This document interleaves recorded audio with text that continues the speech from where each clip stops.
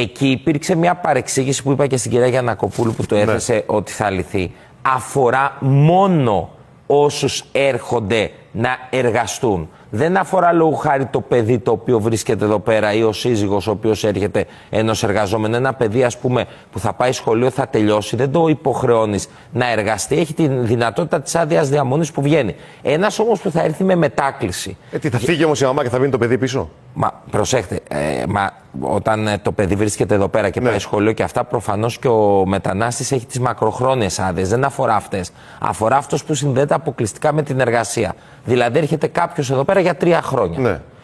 Στα 3 χρόνια τι λέει? Ότι αν στα 3 χρόνια είσαι 6 μήνες άνεργος, πάνω από τα 2 χρόνια, τότε προφανώς σου ανακαλείται η άδεια εργασίας. Γιατί η λογική που ήρθες είναι να εργαστείς.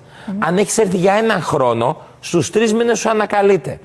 Η λογική, πρέπει να το καταλάβουμε, της νόμιμης μετανάστευσης δεν είναι ότι μου αρέσει μια χώρα, έρχομαι και μένω και δεν εργάζομαι. Η λογική της νόμιμης μετανάστευσης είναι έρχομαι γιατί υπάρχει εργασία, αν πάψει να υπάρχει ανάγκη της εργασίας, επιστρέφω πίσω.